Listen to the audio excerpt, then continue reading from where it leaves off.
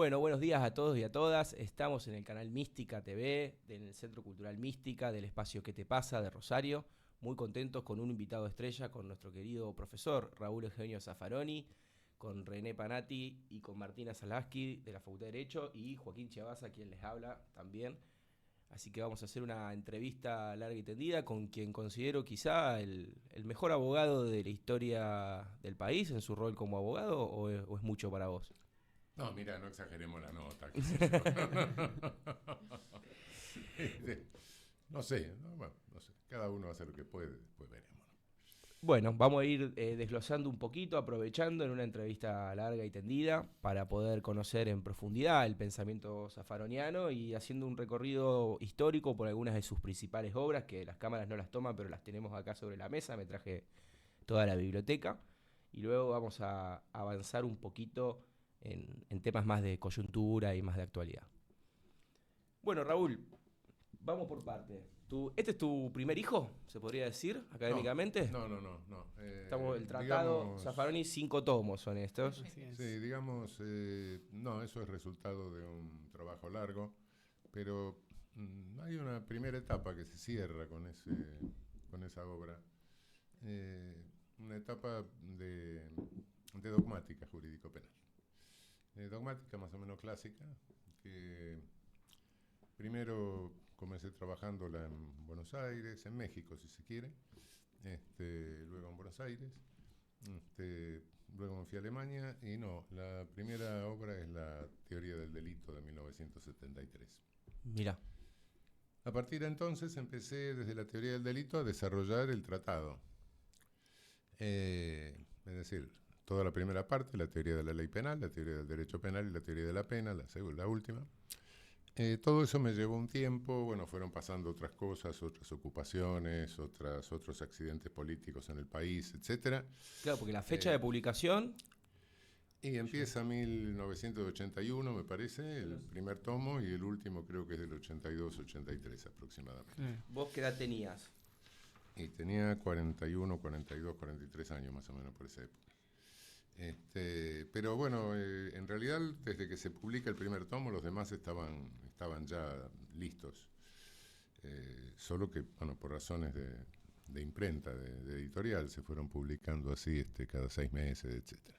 No es que cada 6 meses termine un tomo, Claro. no, eso, no, tanta capacidad de trabajo no tengo. Por otra parte, en aquella época se escribía, se manuscribía. Yo nunca pude redactar a máquina. Redacto en computadora, pero a máquina no.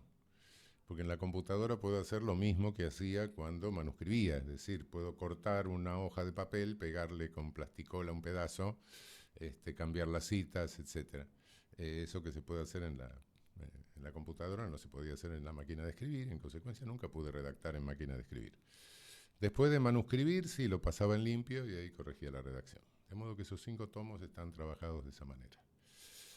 Bueno, cerrados los 5 tomos, viene una época en que entramos en discusión con la crítica criminológica. Me abro más a la crítica criminológica un poco, pero no tanto en el sentido de hacer criminología. A mí me habían enseñado una criminología etiológica, fui alumno de Alfonso Quirós Cuarón, del maestro Quirós Cuarón en México, etc. Pero que siempre me hacía ruido, de modo que dejé la criminología y me dediqué al derecho penal. La criminología etiológica no se compatibilizaba con lo que yo veía desde que había comenzado a ser juez en San Luis. En la realidad no me servía para explicar lo que estaba vivenciando. Veía que los que procesábamos y condenábamos eran demasiado parecidos a nosotros. Entonces, bueno, decía, acá está pasando algo raro que no me explica esto. La criminología etiológica se detiene más bien en casos semipatológicos, etcétera. Cuando me abrí más a la criminología sociológica, empecé a ver las dificultades de legitimación del poder punitivo.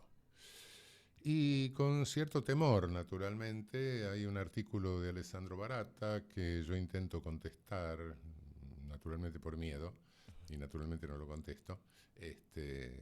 Lo que escribí es una insensatez en ese momento. Donde Alessandro Barata dice que toda la legitimación del derecho penal se va al diablo aplicando sociología clásica, sociología tradicional, ¿no? Bueno, las subculturas, Merton, bueno, y bueno. La asociación diferencial. Claro, todo al diablo, dice. Bueno, entonces, claro, el temor que surge, se va al diablo el derecho penal, se van al diablo las garantías, un poco ese es el temor. Entonces, bueno, después de bastante tiempo y de algunas cosas, algunos artículos, etcétera, finalmente, unos años después, publico En busca de las penas perdidas. Y ahí sí le doy la vuelta. Digo, no, cuidado, estamos legitimando el poder punitivo, no es nuestro problema. Tenemos que legitimar la contención del poder punitivo. Y el derecho penal se legitima como contención del poder punitivo, no legitimando el poder punitivo, que por otra parte no ejercemos. Todo esto, naturalmente, provocó cierta... se volvió loco. Bueno, puede ser. Pero hasta ahora sigo sosteniendo eso. No, la coherencia en el trabajo que has ido haciendo está clara, salvo por, bueno, alguna evolución también en el pensamiento. Y el día que no pueda archivar algo y decir me equivoqué o hasta que pensé una cosa, pero ahora parece que es otra, no, ese día tiro la toalla, ¿no? Porque son muchos años, son décadas, y bueno, también la evolución, imagínate lo que hablábamos antes de los manuscritos a lo que es el día de hoy. Claro. Sí. Pero bueno, me traje toda la biblioteca y ya nombraste 2 obras que no tengo, así que me pone triste, porque la teoría de la pena... ¿Teoría del delito? La teoría del delito no la he vuelto a reeditar porque sería una estafa, porque está fundida dentro del tratado. Y En busca de las penas perdidas... Son los tomos 3 y 4 del tratado. Y En busca de las penas perdidas, ese sí es muy célebre, pero no lo tengo. Me lo voy a anotar, yo lo voy a conseguir en algún lado y demás.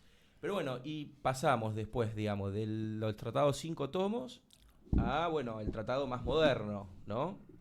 Hace con mucho tiempo en el medio, digamos. Claro, sí, pasaron... Me interesa más que nada la evolución o la idea de por qué pasar de un trabajo de esa extensión a este trabajo que es una extensión importante. No, pasó algo que fue...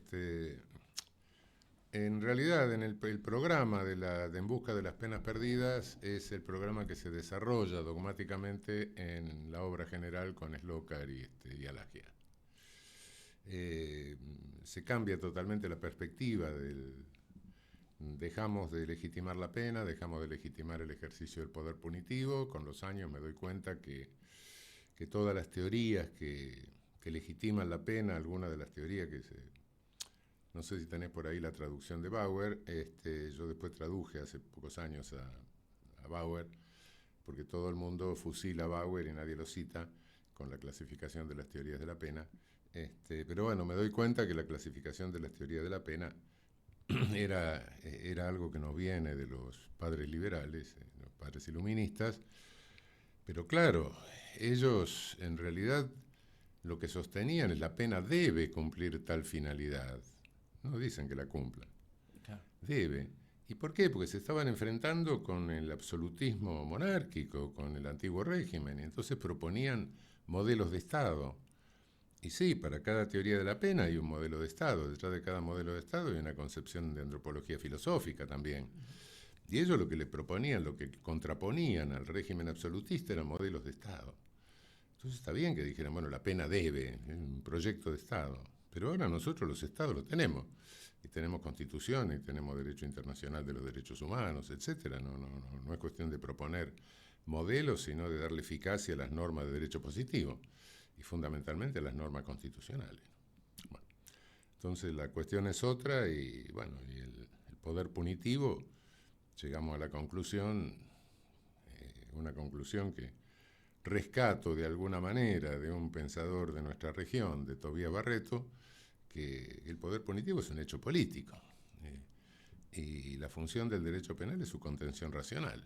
Entonces, sobre esa base es que se elabora después, se reelabora la dogmática en el derecho penal con Alagia y Slocar. Y para seguir avanzando un poquito... Bueno, lo otro que preguntás es el tamaño. Sí, al principio... No, por la cuestión pedagógica, porque claro, después también digamos... No, al principio se nos había ocurrido más o menos darle la misma dimensión. Pero después nos dimos cuenta que a 20 años tener que actualizar eso nos iba a llevar en cada tomo un doble de volumen. Y aparte no iba a servir para nada, porque virtualmente la producción ha crecido en progresión geométrica y hoy es imposible hacer una obra enciclopédica. No digo que el tratado sea enciclopédico, pero más o menos tendía. No, es preferible seleccionar lo que es útil e indicar un poco a quien quiera hacer un trabajo más específico, una tesis, una monografía sobre alguno de los temas, indicarle a algunos autores y listo. No podés hacer otra cosa porque si no morís aplastado por el papel. Está clarísimo. Uno cuando ve los 5 tomos, uno piensa o siente o interpreta a un Zaffaroni, digamos, en un rol más tradicional de academicismo y de derecho penal, y ya cuando pasás al tratado con una carga de una visión, digamos, ideológica, una postura tuya muy clara. Entonces están buenas las dos cosas, ¿no? El pensamiento que vos desarrollás en el manual o el tratado con Alage y con Slokar, y también todas las posibilidades que desarrollás desde ese lugar en el tratado, que le da muchas herramientas a muchísimos abogados y abogadas de toda la historia del país. Sí, creo que en el Lelo primero y Lelo segundo dice una cosa distinta. Sí, claro, digo una cosa distinta, claro, sin lugar a dudas, ¿no? Está bien, pero hay que saber entenderlos a cada uno y incluso aprovecharlos a cada uno. Sí. Y después, yo lo de los tamaños me refería más que nada porque creo, te he escuchado hablar en otro momento de la cuestión pedagógica, ¿no? Y ahora yendo, por ejemplo, ya a lo que es el manual, por ejemplo, de derecho penal que tenemos acá. ¿Cuál es el sentido, vos decís, del tratado, el manual, la diferencia? Mira, el manual tiene que estar destinado escrito con un lenguaje más comprensible. No necesita tener toda, ni mucho menos, tener información bibliográfica muy poca. En un manual no podés poner información bibliográfica en otras lenguas, etcétera. Eso no tiene sentido. Pero realmente te confieso que el manual no me gusta mucho. No, creo que intentamos sintetizar demasiadas cosas y bueno, no sé, decirle a un pibe que viene del secundario, hay 8 teorías de la conducta. Estos están locos. ¿De qué me está hablando? Volvieron. Bueno, no sé, creo que hay que enseñar un sistema interpretativo. Y después, darle los elementos para que lo pueda comparar con otros, si tiene ganas, si sigue estudiando Derecho Penal. Pero pretender enseñarle todo, no, mostrar todo, no, sobre todo en el último tiempo que salen cosas a veces medio disparatadas. Claro. Y bueno, y en esta evolución, digamos, y me parece que yendo en esta misma línea, para terminar por lo menos con esta primera parte de lo que es más la dogmática penal, el libro de lineamientos de derecho penal, mucho más moderno, con otro fin, mucho más corto. Lineamientos, un día salgo, yo veía que los pibes venían y decían unas cosas rarísimas. ¿De dónde estudió? Del manual. Bueno, yo no digo eso, pero bueno. Un día llovía, salgo de la Facultad de Derecho y no salí por el garaje, sino que salí a tomar un taxi por el costado. Y paso por la librería y veo una cosa que es, cátedra de Zaffaroni. La guía de la uva. La guía de la uva de Zaffaroni, claro. ¿Qué momento encontrarte con eso? Entré, la compré, y me puse a leerla y vi que decía las barbaridades que me decían, claro. Entonces dije, no, voy a hacer una guía yo. Bueno, hice una guía y después la guía se convirtió en los lineamientos. Mira. Sí, bueno, es un librito más para todo público, podríamos decir, más práctico y con las lecturas para estudiantes curiosos del final también muy recomendables, con mucho desarrollo. Y bueno, y el vínculo entonces entre lo que es derecho penal y criminología, que también que lo has tratado, y en lo que son las obras muy importantes, por ejemplo, La palabra de los muertos. Yo me acuerdo el suplemento de página 12 que venía. Bueno, salió en el suplemento, sí. Era hermoso ese suplemento con los dibujos de Rep. Y yo lo coleccionaba, ¿viste? Esperaba que salga y lo íbamos juntando. Sí. Y eso fue después, eso es el mismo... La cuestión criminal. La cuestión criminal. La diferencia entre la cuestión criminal y la palabra de los muertos, podríamos decir que es la misma entre el tratado y el manual. No. La palabra de los muertos, yo fui profesor de criminología en la Facultad de Psicología más de 20 años. Y fui haciendo apuntes, etcétera, ¿no?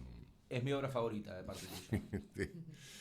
Y en un momento, bueno, me fui de la cátedra, ya me meritaron, me hicieron por emérito, no emérito, sino consulto de la Facultad de Psicología. Después me hicieron emérito de la universidad, pero en la Facultad de Psicología me trataron siempre muy bien. Creo que me deben haber mirado como un objeto de estudio interesante. Bueno, lo cierto que junté todos esos apuntes y salió La palabra de los muertos, que tiene un prólogo de Juan Gelman. ¿Sí? Bueno, no, eso. Después la cuestión criminal es lo mismo, pero periodísticamente dicho. Claro. Es otra cosa, ¿no? La palabra de los muertos está más desarrollado, está incluso, claro, cuando me preguntan ¿por qué es criminología? Realmente, criminología no es una ciencia, es una coincidencia de distintos saberes científicos acerca del problema penal. Bueno, entonces la criminología etiológica, la criminología tradicional, toma estado académico con un positivismo racista, reduccionismo biológico, lombroso, etc. No porque no haya habido antes criminología etiológica, creo que el Mallius fue me parece que los demonólogos fueron los primeros criminólogos, ¿no? Pero bueno, pero modernamente toma estado académico con eso y se va desarrollando una criminología que, como te decía hace un rato, era la criminología que me enseñaron. Más bien de carácter psicológico, biológico, etcétera. Ver unos tipos que eran homicidas seriales, qué sé yo, todo Digamos, ese en tipo de busca cosas. de las supuestas o aparentes razones del crimen y del delito, ¿no? El origen del crimen, Digo la causa del porque crimen. para algunos por ahí que nos escuchen y quieran entender a qué se refiere cuando se habla de criminología etiológica. No, la causa del crimen, y la causa del crimen estaba en el delincuente. Bueno, listo. Chao. De ahí después sigue la cosa y se pasa a una sociología. Una verdadera sociología criminal. Bueno, guarda, ¿por qué? Porque y que el poder punitivo no tiene nada que ver en la cuestión. ¿Cómo se ejerce el poder punitivo? ¿A qué responde? ¿Por qué cambia? No hay nada que haya sido delito a lo largo de toda la historia, ¿no? Incluso hoy hay cosas. Matar a alguien es un delito. Sí, claro, es un delito. Ah, sí, mirá lo que pasa en Gaza, mirá lo que pasa en Europa. Están matando gente, y sí. Bueno, de modo que, bueno, ¿qué significa ese poder, no? Entonces se empieza a hacer un análisis sociológico político, ideológico, una crítica ideológica de las legitimaciones del poder punitivo. Y bueno, sí, concluimos finalmente en que esto es un ejercicio de poder político, tan brutal como la guerra. Puede alcanzar límites que son más o menos parecidos. Y realmente, si vemos quién ha causado más muertes, los homicidas por iniciativa propia o el poder punitivo. Y el poder punitivo. Si contar los genocidios, sí, el poder punitivo, sin lugar a dudas. Un genocidio no es otra cosa que un poder punitivo descontrolado. El desarrollo de esta teoría en tu obra fue también lo que te llevó, supongo, entre otras cosas, a ganar el famoso premio de Estocolmo. El premio Estocolmo de criminología, sí, porque empecé a darme cuenta de que el peor de los crímenes, el más grave de los crímenes, no había sido materia de la criminología, que era el genocidio. Y no había sido materia porque la primera criminología etiológica, biológica, de reduccionismo, etcétera, lo legitimaba. No te olvides que esa criminología se fundaba en un spencerianismo, que era un racismo, que identificaba al criminal nato con el colonizado. El propio Lombroso lo dice claramente, el criminal nato tiene características mongoloides o africanoides. Éramos nosotros, los criminales natos. Entonces, bueno, nos mataban, y bueno, está bien, en Europa no mataban, acá también, nos mataban masivamente. Entonces, esa criminología no se ocupó para nada de eso. Los genocidios colonialistas y neocolonialistas, esa legitimó los neocolonialistas, eran expansiones de la civilización. Y después lo curioso es que la criminología crítica, que sale de Frankfurt, del marxismo de Frankfurt, etcétera, tampoco se centró en el genocidio. Hay muy pocos trabajos sobre genocidio. Entonces, la cuestión era, bueno, nos quedamos... Y hay hasta una tesis del Sonderweg alemán, de que, bueno, no, el genocidio europeo ha sido una cosa de los alemanes. Claro. Que es dar vuelta a la teoría racista, que los alemanes tienen algo en la cabeza que los hace genocida. Bueno... entonces, bueno, cuidado. Es como que la bomba atómica la tiró Rusia, ¿viste? Claro, una cosa así, bueno, pará, ¿de qué estamos hablando? Bueno, ¿y cómo prevenir el genocidio? Sí, entonces entré a observar incluso que la Convención Internacional contra el Genocidio de 1948 es muy rara. En la convención se borran las últimas palabras del proyecto de Lemkin. Grupos políticos o análogos. La extinción de grupos políticos o análogos. Eso desaparece. Quedan todos los otros, religiosos, etc. ¿Y por qué desaparece? Y porque los gringos tenían cierto temor a que la fórmula pudiese abarcar Hiroshima y Nagasaki. Claro. Y los soviéticos, los stalinistas, tenían temor a que abarcase las cosas de desplazamiento de población que había hecho Stalin durante la guerra. Entonces queda una fórmula que casi es una caricatura del nazismo. Eso me llevó a reflexionar sobre una verdadera prevención del genocidio, ¿no? Sí, ese fue el trabajo que determinó el premio Estocolmo, sí. El premio Estocolmo, que algunos lo llaman el premio Nobel de la criminología, digamos, para equipararlo de algún modo. Bueno, pero... es el más importante en criminología, pero no es el Nobel, ¿no? Tampoco nos dieron toda la plata del Nobel. No. Pero debe haber sido linda la ceremonia igual. Sí.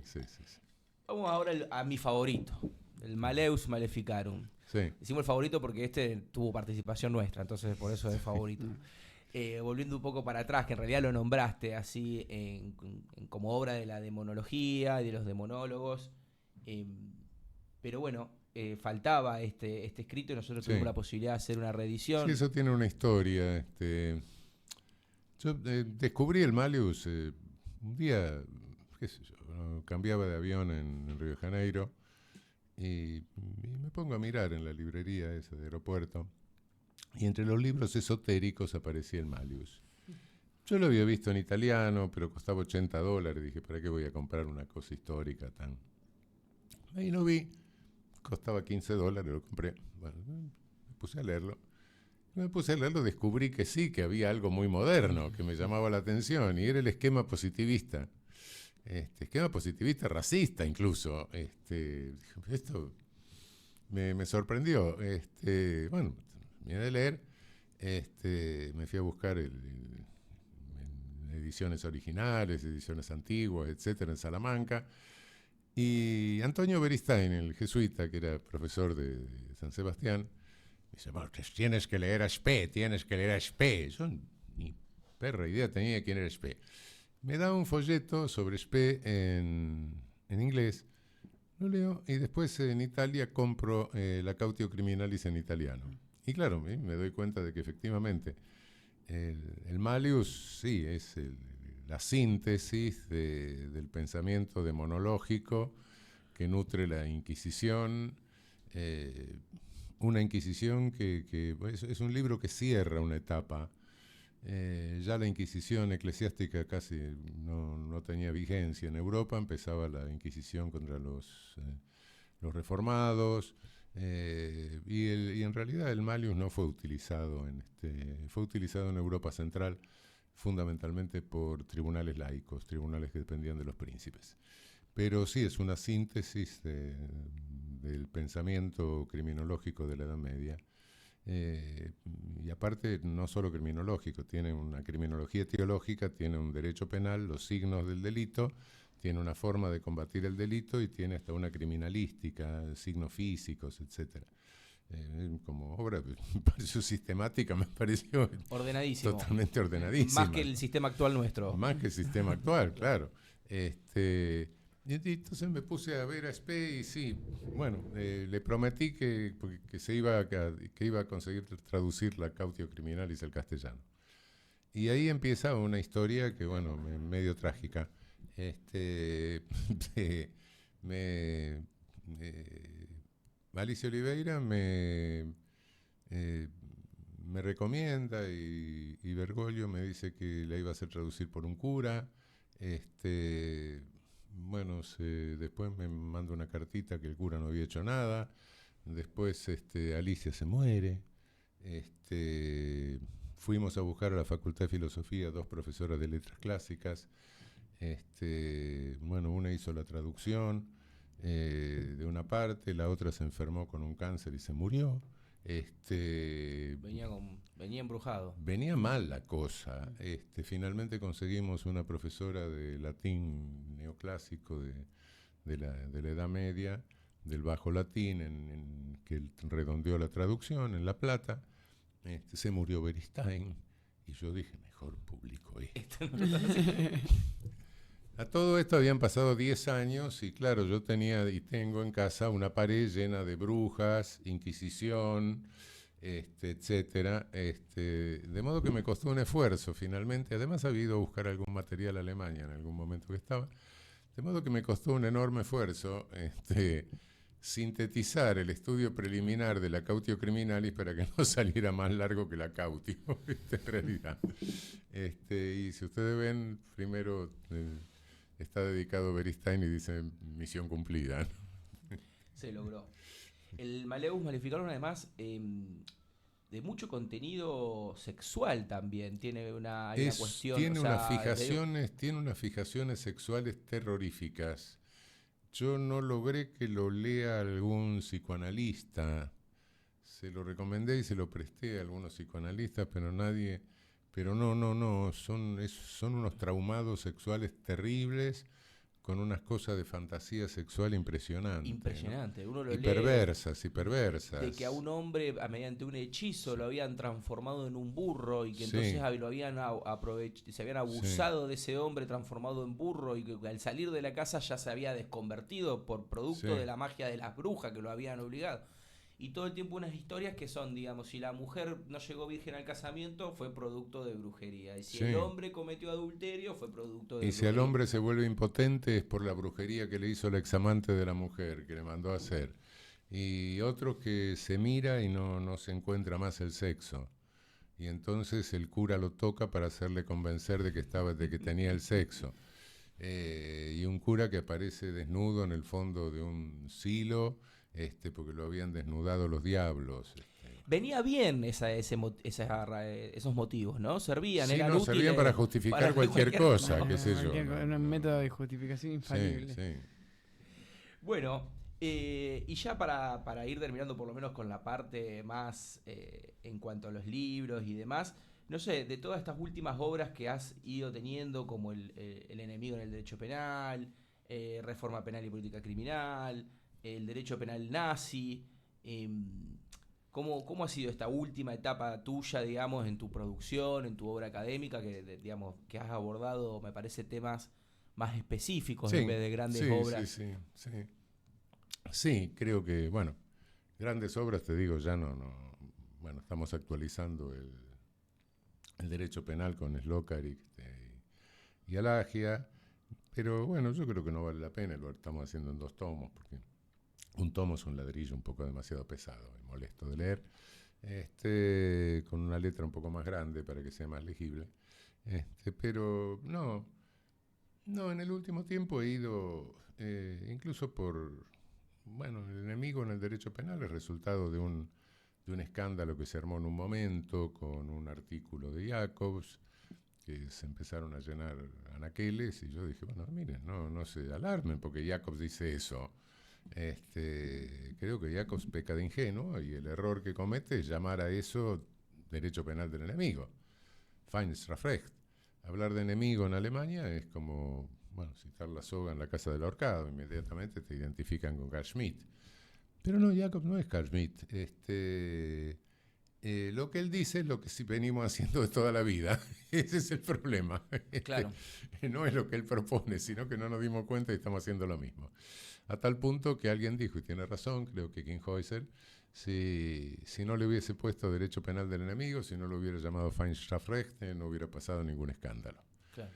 Y efectivamente creo que eso es. Es una cosa circunstancial. No, más interesante es lo de la dogmática penal nazi entre el 33 y el 45. Porque hay una serie de desarrollos que luego se han ido pasando por alto y algunas cosas que se filtran en la dogmática actual, ¿no? Es decir, hay elementos antiliberales, liberales políticos me refiero, no estoy hablando de neoliberalismo económico, elementos de antiliberalismo político que sí, vienen de aquella época y se retoman y a veces no hay conciencia de cuál es el origen de esas posiciones, ¿no? ¿Sería asimilable un poco a lo que sucede desde el punto de vista de la filosofía con Heidegger y los posicionamientos últimos de él y en torno a las críticas que se le hacen desde su pensamiento vinculado al nazismo, pero del cual la filosofía tampoco puede salirse, digamos, por los aportes que hace el autor, o no? ¿O Mira, te parece que no no sé, yo no, el Heidegger del último tiempo, el Heidegger de después de Sein und Zeit, no lo entiendo, la verdad sea dicha. Puede ser porque sea bruto, no sé. Está bueno que lo digas vos, porque si ya no lo entendés vos, lo demás ni siquiera intentamos. No Claro. lo entiendo. Entiendo algunas cosas, la crítica a la tecnología, todo eso, algunas cosas de él sí, pero en general muchas cosas posteriores, el curso sobre Nietzsche, etcétera, me resultan muy, no sé, demasiado cerradas para mi escasa comprensión, por lo menos. En el Heidegger de Sein und Zeit no veo nada nazi, por cierto. Y bueno, decir que Heidegger desde el comienzo era un nazi, todo lo que escribió fue nazi, bueno, no, me parece una barbaridad eso. Ya sé que hay quien lo dice, ya sé que hay algunos que escribieron libros diciendo eso, pero no, eso me parece un despropósito. Sí, que se dio una pérdida tremenda, sí. Estaba al parecer cerca de la CCS, el discurso del rectorado es indiscutible en eso, ¿no? Pero bueno, de ahí decir que toda su filosofía es nazi, no tiene ningún sentido. Lo decía en esta idea de que el derecho penal, parte de nuestro derecho penal, recupera y toma algunas de estas sistemáticas o algunas de las ideas de la sistemática de lo que fue el derecho penal alemán de la época. Mira, no las toma expresamente, ni mucho menos. Lo que pasa que cuando vos lees los libros, la manualística común, te va a decir que en la época nazi hubo una corriente penal nazi que fue la escuela de Kiel. Sí, es cierto, bueno, pero la escuela de Kiel era una escuela de unos tipos que hacían una teoría general, difícil de bajar a lo concreto, no era, y no impactó mucho en la jurisprudencia de la época nazi. Lo que sí impactó en la jurisprudencia de la época nazi, que se pasó por alto, fue la dogmática, y fundamentalmente un dogmático de significación entre nosotros que fue Edmund Metzger. Yo era naturalmente cuando escribí la teoría del delito, que bueno, adoptaba la sistemática, preferentemente la sistemática de Welzel, no enteramente, pero Otro sí, alemán. otro alemán. Y de Welzel decían que era nazi. Y Son todos nazis. No, Welzel realmente en la época nazi era Zaffaroni es nazi, eso es importante que lo aclaremos, digamos. No, Welzel realmente yo creo que Welzel fue alguien que llegó muy joven a la cátedra, no tenía una significación importante en la época nazi, estaba afiliado al partido nazi, bueno, sí tenían que estar afiliados todos, si seguían siendo funcionarios o profesores, pero no, de los trabajos incluso previos de él, que los publica, y los publica él mismo, ¿no? Yo no encuentro elementos de esa naturaleza, pero sí los encontraba en Metzger, y eso Pero bueno, claro, yo era un sudaca que escribía en aquel momento, al comparar la sistemática de Belzer y de Metzger, dije, no, pero si acá hay un nazi, es Metzger. Sobre todo con la culpabilidad por la conducción de la vida, ¿no? Bueno, dije, acá hay una cosa muy rara. Algunos elementos que encontré que él daba, ¿no? Cuando habla de la enemistad con el derecho, la ceguera ante el derecho, se refiere a los ejemplos que pone. Uno de los ejemplos dice, bueno, ¿quién no se va a dar cuenta que es antijurídica la relación entre un ario y un judío? Bueno, pará. Yo de Belsen nunca leí esas cosas, del otro sí. Pero acá Metzger se lo tenía como el non plus ultra de la dogmática y qué sé yo, y los que nos llevábamos el dolo al tipo, resulta que estábamos cometiendo no sé qué error, qué herejía, imperdonable, bueno, una pelotudez, qué sé yo, el dolo al tipo, bueno, ¿dónde está el dolo? Entonces, claro, cuando uno se detiene en la dogmática, y no es solo Metzger, y ahí sí te encontrás con que se manipularon las categorías dogmáticas para legitimar la legislación penal nazi. Y hay una tremenda discusión entre el último de los positivistas italianos, positivista normativista, todo lo que quieras, Grispini, y Metzger, a ver si con el positivismo o con el neocantismo se podían legitimar mejor la legislación penal nazi. ¿Quién la legitimaba mejor? El neocantismo. Y no, yo creo que le gana Grispini, creo que el positivismo, porque el neocantismo arma un despelote, pero sí, Claro. sí, pero la discusión es catedrático de München y catedrático de Milán, discutiendo cuál de sus teorías era mejor para interpretar mejor y aplicar mejor la legislación penal nazi. 1942, lo hemos publicado en castellano, hay uno de esos libritos del derecho penal olvidado, que en donde lo reproducimos, porque estas cosas se olvidan, ¿no? Qué lindo todos estos temas cuando lo hablamos. Para mí, que yo soy estudiante de posgrado, estoy haciendo la especialización en Derecho Penal, la realidad es que tu obra es central en todo el posgrado, y qué despelote se hace uno cuando está estudiando y tiene que empezar a estudiar los alemanes, y que Metzger, y que Belzel, y bueno, los más modernos con Jacobs. Bueno, es complejo, digamos, ¿no? En general. Sí. Vos estuviste un tiempo en Alemania, hablás alemán, lees en alemán, Sí. y estuviste estudiando en la Universidad de Frankfurt. Hay una anécdota que... No, estuve, no, en realidad no estudié en una universidad, estuve en el Instituto Max Planck Claro. de Freiburg. Estuve un año y pico ahí. Y después volví muchas veces al instituto para permanencia de 15 días, de un mes, etcétera, para buscar bibliografía, porque el instituto es una enorme biblioteca, ¿no?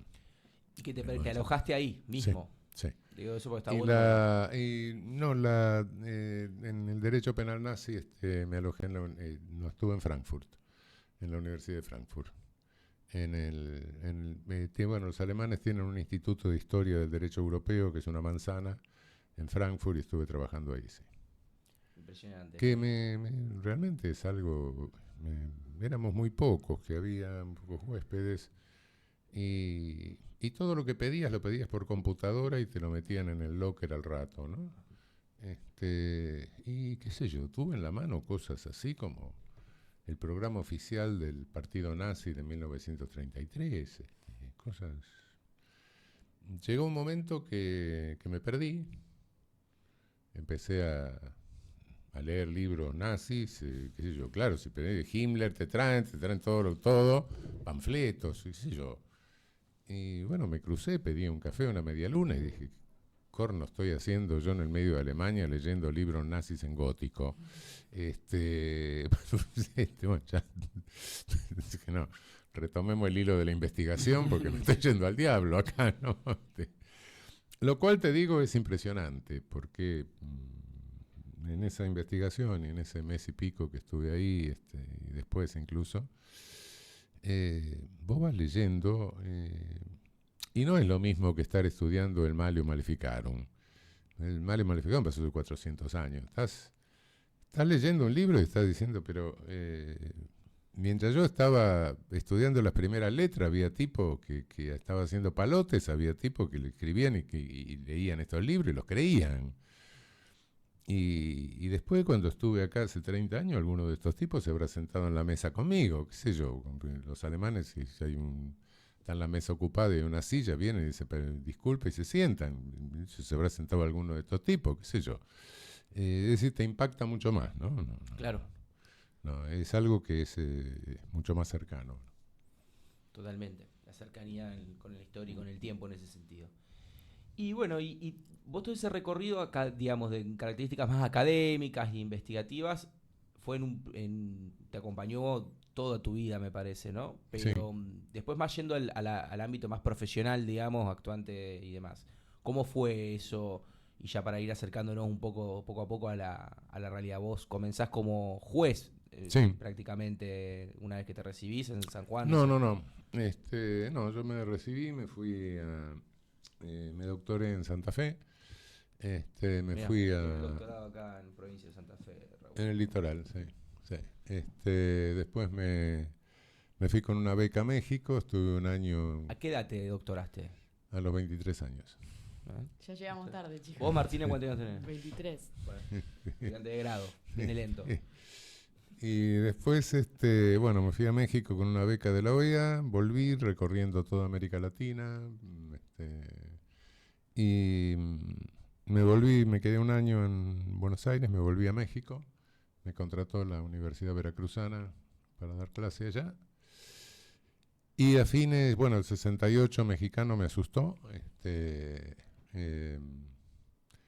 me volví a Buenos Aires y por un hecho totalmente fortuito me ofrecen ser juez en Villa Mercedes, ciudad que yo no conocía por otra parte.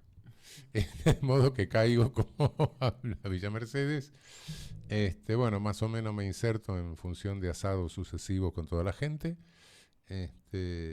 Y bueno, me quedé ahí.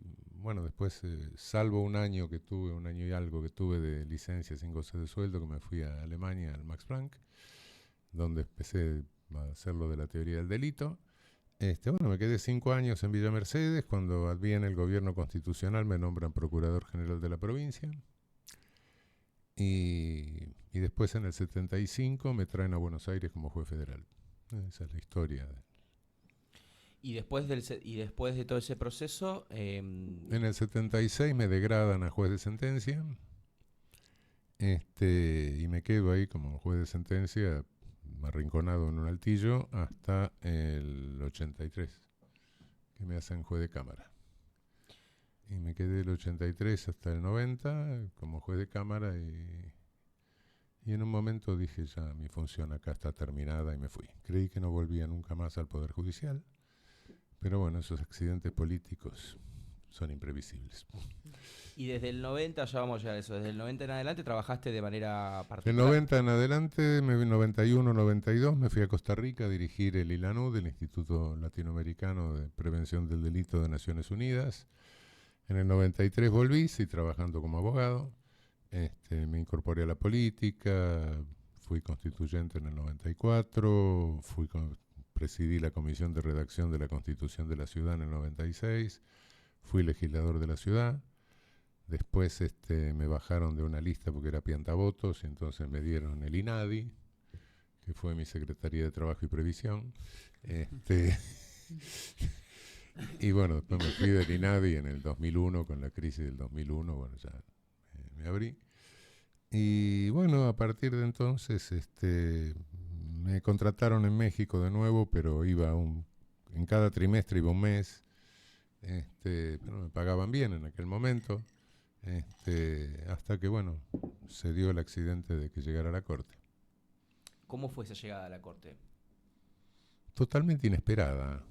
Yo nunca había cultivado un perfil para ser juez de la corte.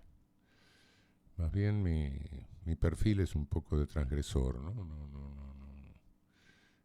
Nunca me había cuidado como para... Frente a otros que hacen los deberes, siempre dan la sensación de pulcros, qué sé yo, nunca. Y bueno, no sé, un día llego de México, de uno de esas intervenciones en el doctorado que tenía allá, y Y me llama un ministro, me dice, necesito que conversar con vos. Bueno, digo, ¿qué, ¿con qué urgencia? Digo, sí, sí. Creí que era por algo de ciertas concesiones que necesitaban administrativistas, no sé. ¿El ministro era Julio Alac? No, el ministro era Devido. Y Dame un abrazo, compañero Julio Devido. y bueno, ¿con qué urgencia? Y dentro de una hora. No, pará, tengo que bañarme, recién llego del aeropuerto. Bueno, me reúno y para mi sorpresa me dice, te necesitamos como ministro de la Corte. Yo quiero ser defensor general, ¿no? Lo cual era lo que realmente quería. Poder dirigir el estudio jurídico más grande del país. Bueno. Con la mayor cantidad de clientes. Claro, con la mayor cantidad de clientes. ¿Te imaginas el lío que le puedo armar a la justicia federal desde ahí, ¿no? Instruyendo a los defensores, bueno. Bueno, pero te necesitamos como juez de la Corte. Bueno, esto es una prueba de militancia. Curapaligüe y Cobo, a las 3 de la mañana. Sí, así más o menos. Bueno, está bien. Y así, sí, a la noche hablé con Néstor. Le pregunté, le digo, bueno, pero ¿vos me conocés? Sí, te conocemos bien. Dice, bueno. Y bueno, incluso no me planteó ningún condicionamiento. Y vos entraste designado, pero también como en tu pliego en el Congreso, ¿se trató exclusivamente o se trató también con algún otro? No, los otros se trataron después. Se trataron después. Sí. No, todo eso duró unos meses, donde me insultaban todos, qué sé yo, todas pero las cosas. Saliste... La Nación. No, claro, no, por supuesto, si uno ve quiénes estaban enfrente, naturalmente, sí, no, realmente, en algún momento dije, bueno, logré juntar lo peor de la Argentina. Sí, claro. Bueno, una corte histórica que tiene fallos muy importantes hasta el día de hoy. Bueno, ayer estuvimos en el marco de un congreso sobre narcotráfico, en ese sentido lo que fue, por ejemplo, el fallo Arriola, que ya cumple sus muchos años. Un fallo que fue unánime, un fallo que además, generó un montón de cuestiones, digamos, la verdad, que generó también el cambio de opinión del Dr. Fight, que había fallado de una manera y luego se ve que lo convenciste vos. ¿Cómo fue eso? No, muy sinceramente. Fight era un personaje interesante. Ideológicamente no combinábamos en unas cuantas cosas, naturalmente. Era un gorila ilustrado. Se los extraña a esos personajes. No, claro que no lo digo peyorativamente. Claro, no, qué sé yo, una cosa es discutir con Borges, otra cosa es discutir con algún imbécil de ahora que tenemos. No. Guarda. Bueno, sí, era uno de los tipos más cultos de la corte. No, realmente, y él cambió de opinión, frente al debate que se había armado después, etcétera, cambió de opinión, sí. Bueno, y no quiero profundizar mucho en eso porque ya estuvimos todo el día de ayer en ese sentido, pero para seguir acercándonos en el tiempo cronológico, después viene, digamos, pasemos directamente a la salida. Digamos, cuando vos renunciás a la corte a tus 75 años. Sí. Como una especie de elección socrática me suena a mí, ¿no? Esto de... No, tenía que irme. No tenías que irte, porque en realidad nadie lo hace, vos lo hiciste. No, lo había hecho antes Belullo. Bueno, Belullo, sí. Vos tomaste ese camino, es como una especie, Sí, yo lo tomo sí. así, ¿no? Una enseñanza como diciendo, bueno, las instituciones me gustarán o no me gustarán, pero yo prometí trabajar de esta manera. Todos sabíamos el origen en medio espurio que tenía esa disposición constitucional.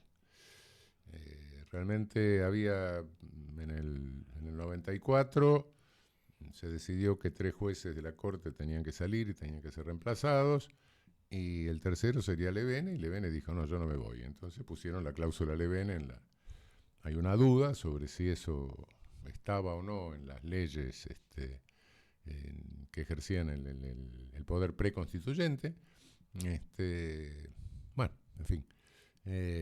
Pero de cualquier manera yo estuve ahí y no objeté la norma. Y después juré la Constitución sin objetarla. Y en consecuencia, bueno, tengo que irme. Bueno, listo, no.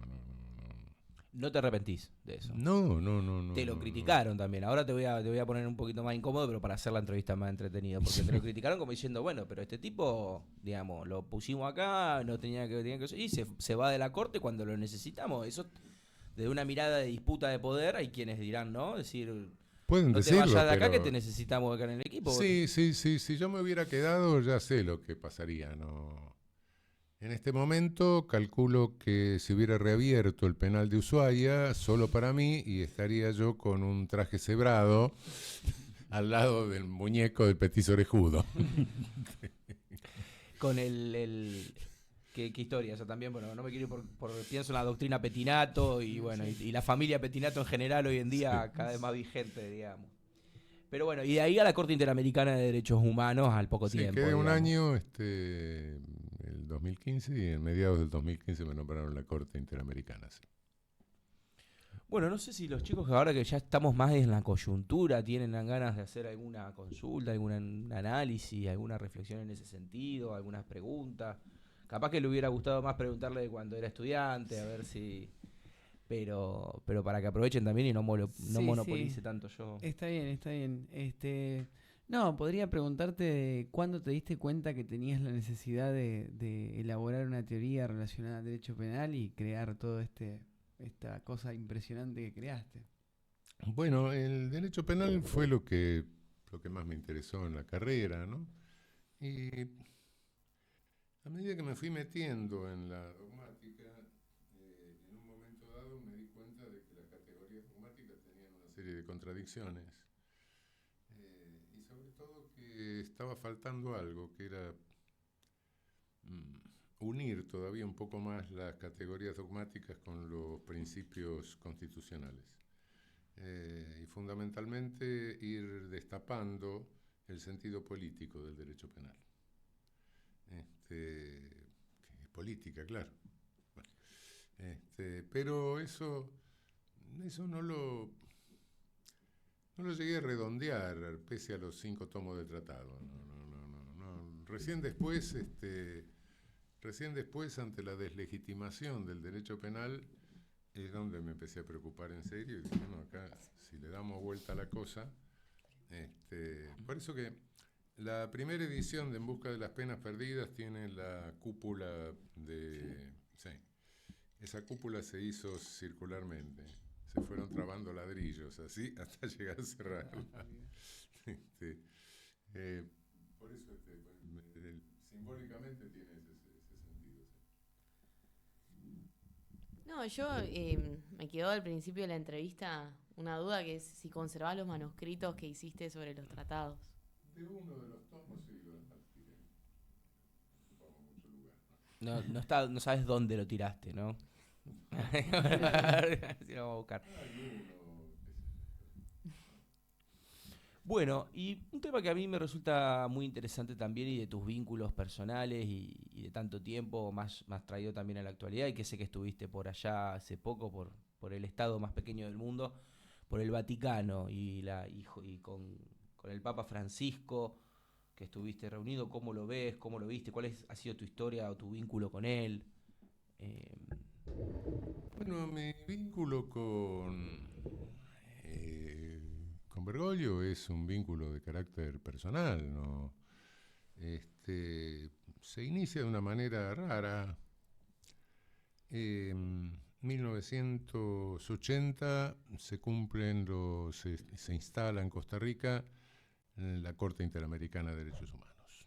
Empieza a tener vigencia, eficacia quiero decir, la Convención Americana. Y en un momento yo estaba trabajando con las 2 investigaciones que se hicieron en aquel momento, sistemas penales y derechos humanos, muertes anunciadas, con el Instituto Interamericano. Y bueno, en algún momento tomando una copa, digo, esto habrá que difundirlo en la Argentina. Bueno, con la dictadura me dicen, bueno, pero la dictadura se acabará. Bueno, llega el 83, se acabó la dictadura y tomando una copa también me dicen, bueno, ahora Sí. Ahora es el momento de ir y hablar con los candidatos. Bueno, sí, perfecto. ¿Y quién quiere ir? Y entonces deciden que iba a ir el secretario de la Corte, Charles Moyer, que es un gringo muy interesante, un demócrata muy progresista, muy buen tipo. Pero Charles dice, bueno, yo tengo carácter diplomático, ¿qué voy a hacer? Me van a meter preso, sí. Todo esto en el contexto del Pacto de San José de Costa Rica. Sí, hablando ahí con los muchachos en el... No, por ahí para los que nos escuchen aclarar esa Sí. situación de que por ahí algunos no lo conocen, de un pacto de mucho recorrido histórico, de mucha importancia Sí, en el presente. bueno, la Convención Americana, la convención que rige derechos humanos en el continente. Le digo, bueno, no te preocupes, te invitamos a alguna universidad a dar una conferencia y listo. Vengo a Buenos Aires, empiezo a hablar por todos lados, privadas, por supuesto, no estaba hablando de la pública, donde me habían echado. Nadie quería invitarlo, en derechos humanos, las madres, Todavía en dictadura. Todavía en dictadura, pero ya estaban convocadas las elecciones y ya estaban los candidatos. Claro. Pero nadie quería invitarlo. No, igual, claro. Entonces, Alicia Oliveira me dice, Raúl, yo conozco un cura que tiene vara muy alta con los jesuitas, y los dos éramos profesores de la Universidad del Salvador. Voy a hablar con él. Bueno, voy, me presenta un cura, un tipo inteligente, 5 minutos que le expliqué, entendió. Bueno, a las 24 horas me llama por teléfono el decano de la facultad. Doctor, tenemos un mensaje de los jesuitas de Washington que hay que invitar a un doctor Moyer y usted sería el puente. Los jesuitas de Washington, una pálida idea de que este cura es más inteligente de lo que yo suponía. Sí, lo movió. ¿Qué sé yo? No, que Washington. Bueno, llegó Charles, Vos lo querías invitar y él te generó que lo vayan a buscar, digamos. Claro, bueno. Llegó Charles, lo metimos en casa, lo llevamos a pasear, habló con todos los candidatos, menos con Luder, que no lo quiso recibir, pero sí el chaqueño, el candidato a vicepresidente, sí, un buen tipo. Bueno, se hicieron las elecciones y a los pocos meses se estaba ratificando la convención y reconociendo la jurisdicción de la Corte Interamericana de Derechos Humanos. Y bueno, eso fue mi primer contacto con Bergoglio, ¿no? Y bueno, después algunas veces hemos seguido, etcétera, pero se inició de esa manera, ¿no? Impresionante, ¿no? Porque yo cuando hablaba con Raúl en algún momento, él me decía Jorge. Y yo le digo, ¿qué Jorge? Me dice, no, el Papa, me dice. Claro. Bueno, vos le decís Jorge al Papa, pero eso no es para cualquiera, ¿viste?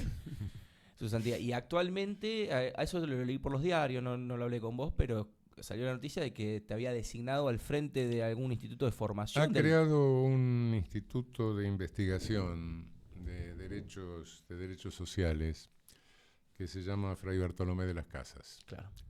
Y ha puesto un triángulo ahí directivo, un triunvirato, que es Alberto Filippi, un rector de una universidad, de la Universidad de Boston, y yo, sí. Y estuviste con él hace poco, relativamente poco. Sí, lo vi hace poco, sí. ¿Cómo lo viste? Bien.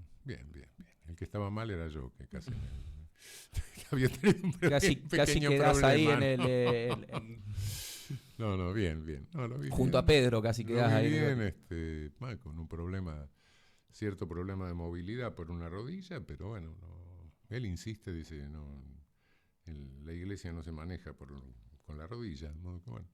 ¿Qué visión tenés sobre su trabajo papal, digamos? Bueno, Si me podés decir. creo que está generando una transformación. Yo no tengo una formación teológica como para evaluar eso. Una visión política, preguntarle. te pregunto. No, visión política, bueno, algo anda mal en el mundo.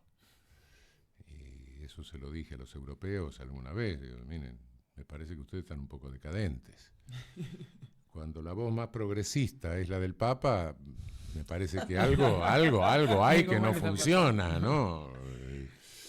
¿Qué sé yo? No. Me acuerdo en un momento, bueno, había salido Fito Páez, acá estaba en Rosario, y había dicho, pórtense bien, cuídense, ya pasó esto de los 70, del quilombo, y le teníamos al Papa Francisco que decía, hagan lío, y decíamos, ¿cómo cambió esto? La estrella de rock diciéndote que estés tranquilo, que te portes bien, que salude a tu familia, y el Papa Francisco, diciéndote hagan lío, ¿no? ¿Se acuerdan cuando vino a Brasil? Entonces, Sí. que la iglesia no es una ONG. Bueno, muy expresivo en ese sentido. Bueno, y por otras figuras vamos a llevarte también, digamos, que me parece que es interesante en tu rol de abogado, por ejemplo, una historia que me parece que es muy buena, en el último golpe de Estado en Bolivia, ante, La ante Evo, dictadura de Áñez. en la dictadura de Áñez. ¿Cómo fue tu intervención y tu participación en eso? Bueno, no sé, Evo llegó a la Argentina. Lo primero que tuvimos que hacer fue calmarlo. Quería volverse caminando, pasar la frontera, no sé qué cosas raras. Y bueno, en realidad hubo algunas manifestaciones contradictorias en la Argentina y bueno, con Gustavo Ferreira nos metimos ahí y le dijimos, bueno, lo vamos a asesorar en todo lo que podamos. Mm, yo le planteé la disyuntiva, le digo, si esto llega de alguna manera a la Corte Interamericana tengo que excusarme, pero bueno, creo que es muy difícil que llegue a la Corte, de modo que es preferible que yo me excuse y listo, y haga. Y bueno, presentamos toda la cosa casi de inmediato ahí en el Hotel Bauen, y terminamos de presentar las cosas, de presentar el caso, etcétera, hacer público sus manifestaciones, y le digo, bueno, presidente, que tenemos que seguir hablando. Sí, esta misma tarde. Bueno, perfecto, dígame dónde. Voy a su casa. Y se apareció a la noche en casa. Bueno, y de ahí, bueno, seguimos con las cosas. Hubo un episodio raro porque lo agarra la pandemia en Buenos Aires y se cuidaba realmente. Y un día me invitan a hablar por Zoom la Corte Suprema de Bolivia, entre la dictadura de Áñez. Lo llamo por teléfono, y, bueno, al final logro comunicarme, digo, pero, Presi, ¿qué digo? No, usted vaya y hable. Pero, ¿qué digo? No, hable. Usted lo que quiere que yo vaya y diga es que se dejen de joder y llamen elecciones. Eso. Claro. Ah, bueno, ya tengo la directiva. Está claro. Creo que es la única vez que hablé leyendo, para que no se me fuera una sola palabra, ¿no? Claro. Qué bárbaro. Esos son clientes, ¿no? Un presidente de puesto de un estado plurinacional. Y bueno, esto fue en el año... Otro es Rafael Correa. Ah, Sí, que pobre Rafael. ¿cómo es el apodo que tiene los ecuatorianos? ¿Cómo le dicen? El Muñi, el Manchi. No sé, no me sale, pero No. una expresión que usan mucho con cariño Sí. los ecuatorianos. ¿Qué conflicto que se está desarrollando en Ecuador? Y yo creo que la situación de Ecuador es una de las más graves de la región, sí. ¿Por qué motivo? Por varios. Primero porque se ha desarrollado, bueno, yo creo que han dejado de tener policía y realmente es un índice de violencia abierta muy alto. Las cárceles están tomadas por bandas de mafiosos, por las bandas de la mafia. El país se presta mucho para cualquier cosa de narco en grande porque está dolarizado. Y el tontito insólito que está de presidente, Noboa, bueno, entre otras cosas ha violado el asilo diplomático, se metió dentro de la Embajada de México, cachetearon a los diplomáticos y secuestraron a Glass, y a Glass lo quieren matar directamente, le están incentivando al suicidio o le están dando un tratamiento con pastillas, no sé qué, yo creo que hay una tentativa de homicidio en curso ahí. Yo te quería preguntar, relacionado a esto, si crees que todas estas crisis democráticas y sociales que se dan en la región traen aparejado un cierto corrimiento de la lógica del garantismo, digamos, de las garantías que se le deben a los imputados, digamos, si además de toda esta crisis, esto trae aparejado una deslegitimación de las garantías y una legitimación al poder punitivo. Bueno, por supuesto, si vos mirás solo la historia argentina, qué sé yo, no nos llamemos engaño. La revolución fusiladora, la máscara de Guido del 62, el onganiato, la dictadura, el menemismo, el macrismo, son pulsiones colonialistas todas ellas. Y claro, bueno, sí, lo que quieren es destruir el Estado, sí. Y la persecución de todos los que puedan ser líderes que ofrezcan alguna resistencia a la pulsión colonialista, ¿no? Sí, sí, sin dudas, sin dudas. Todos estos tipos han sido procónsules. Claro. Bueno.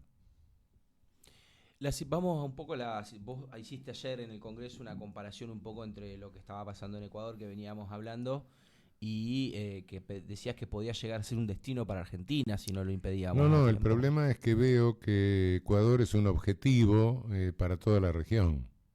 Porque fue impresionante cómo lo destabilizaron a Ecuador. Claro, porque en no muy era poco tiempo. En 10 años era una realidad No, totalmente distinta. pero Yo claro. fui Sí. de viaje, de vacaciones, y era un lugar maravilloso, Sí. tranquilo. No tenía los problemas de que tenía Colombia, Venezuela. No, en absoluto. Tiene un índice de homicidio bajísimo. Sí. Súper seguro. Sí. Los turistas extranjeros por todos lados, Sí, las sí. comunidades más de adentro, digamos. Sí. ¿Y en Argentina? Y todo comenzó por el delincuente de Lenín Moreno. Claro. Y digo delincuente en serio. El tipo ahora está refugiado ahí en Paraguay. Y Almagro lo nombró un asesor de él en materia de discapacidad. Claro, bueno, en fin. Y el delincuente está refugiado ahí porque le encontraron unos millones de dólares a nombre de toda su familia en los Panama Papers, ¿no? Cosa que acá también sucedió, pero nuestro presidente, cuando salen los Panama Papers, Macri en el gobierno, le aparecen las cuentas en el exterior a nombre de él, y acá en Argentina eso no pasó nada, ¿no? No. Pasó desapercibido No. totalmente, siendo que en otros presidentes de otros lugares del mundo tuvieron que renunciar por una cuestión así. Acá, bueno, viste, se tomó como si nadie se aceptó. Pero eso ya es un poco del pasado, más del presente. Entonces, te vuelvo a traer, ¿cómo ves la situación de Argentina hoy en día, digamos? Es otro momento de colonialismo que se superará, como se superaron los anteriores, y después habrá que restañar heridas, restablecer lo que se está destruyendo, y fundamentalmente habrá que reconstruir institucionalmente el país, porque bueno. ¿Qué crees que pasó para que lleguemos a esta situación? ¿En qué se falló también? Una decadencia total de la política. Cuando la política se reduce a cálculos electoralistas, sonamos. Y se hicieron cálculos electoralistas, incluso algunos errados, por supuesto, que dieron mal resultado. Pero bueno, se piensa en electoralismo, no se piensa en conservar la identidad, y se pierde la identidad, y bueno, y se pierde la confianza de la gente, del pueblo, ¿no? Y entonces aparece un outsider como y bueno, y se ve la debilidad institucional, un Congreso totalmente pulverizado, en el que hay quienes apoyan al procónsul, y otros se venden, y otros negocian, y sin poder judicial, y bueno, así andamos.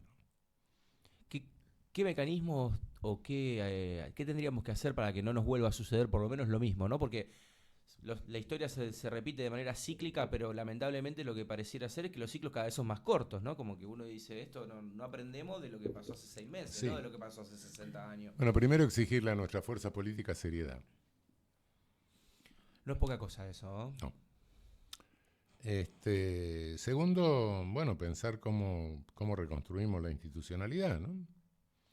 Quizá una reforma constitucional, pero esto es un poco más complicado. Pero bueno, tenemos que ir pensando esas cosas porque esta institucionalidad no nos ha garantizado la democracia. ¿Crees que fue un error no haberla hecho oportunamente a la reforma constitucional? Sí, cuando estuvieron los votos para hacerla debía haberse hecho, sí.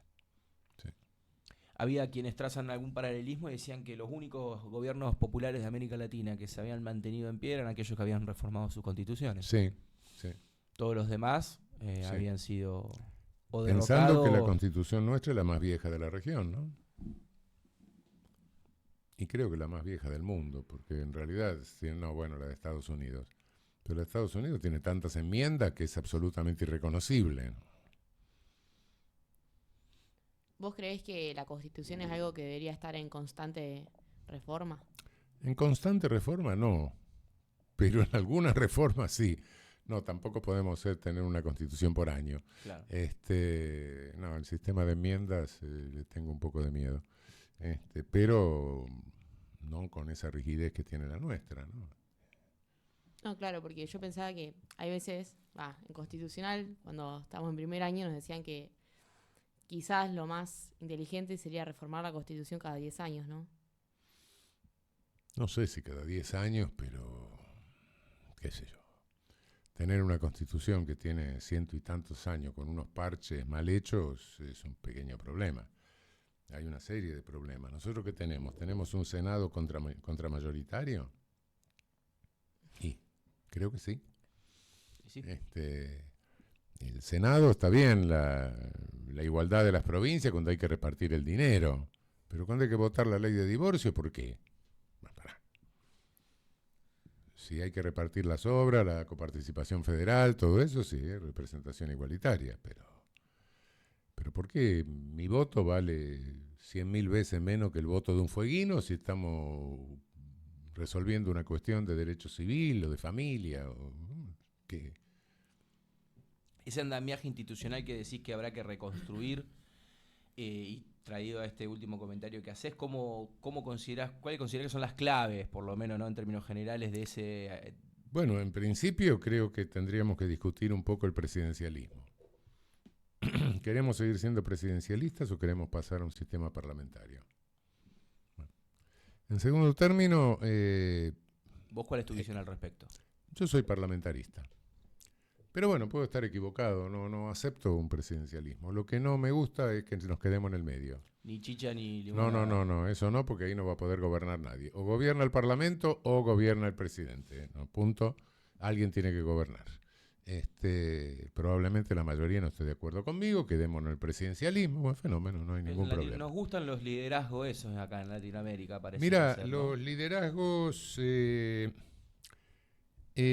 lo que natura non da, constitutio non presta.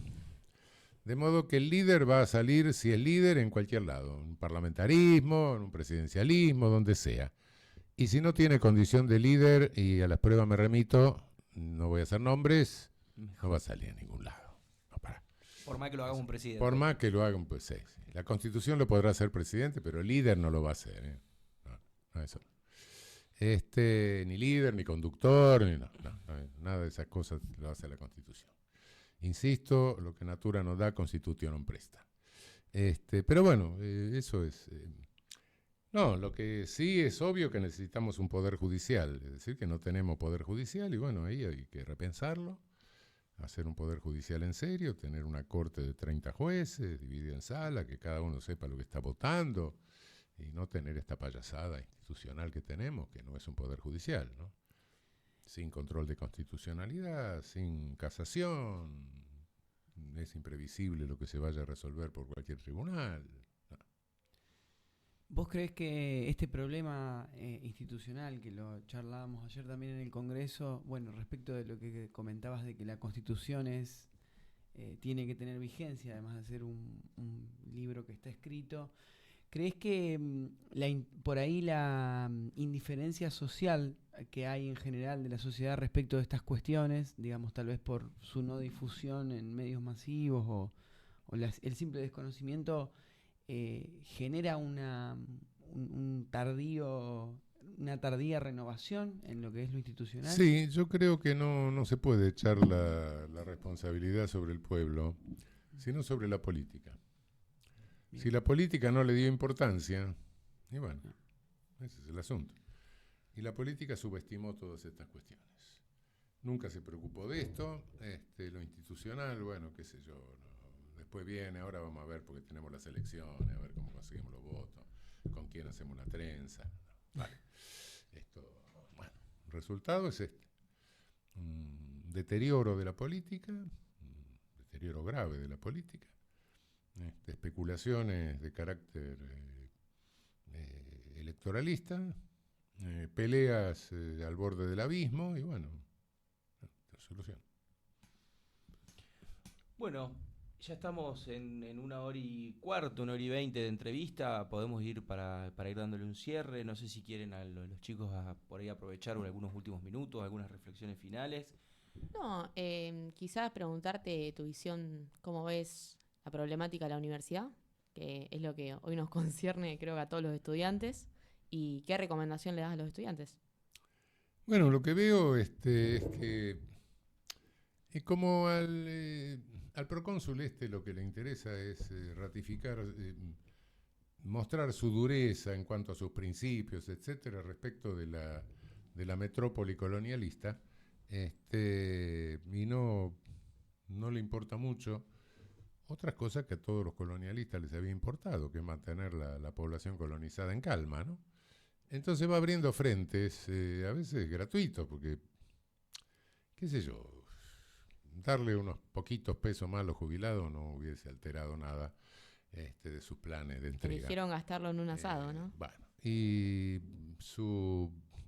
y el presupuesto universitario, bueno, podría haberlo negociado, aumentado un poco, qué sé yo. Tampoco hubiera. Pero no, prefiere hacer lo otro, ¿no? Y entonces va abriendo frentes. Lo que veo es una fragmentación de los frentes. Y creo que la universidad pública, las universidades públicas, tienen una personalidad y una voz suficientemente potente como para convocar a los distintos frentes. Creo que eso es lo que... Esa es la tarea. Sí. Que nos queda. Sí. Bueno, vos, René. Sí, bueno, redondear un poco y remarcar esto lo que venías diciendo. La verdad que hoy el tema de la educación, hay un corrimiento por ahí de los propios estudiantes de lo académico hacia lo, digamos, más orientado al marketing, a la rapidez, a la solución, digamos, a una frivolidad. ¿Y cómo crees que lo académico puede volver a la gente joven, digamos, de nuestro rango etario, a los libros, al conocimiento, a la filosofía? Mira, es difícil, no sé. Tampoco creo que esto sea... No sé si es un fenómeno nuevo. Claro. Creo que se ha dado siempre. Qué sé yo, estos tipos, y a lo largo de toda esta enunciación que te hice desde la revolución fusiladora hasta hoy, bueno, muchos de estos procónsules salieron de la universidad. Claro.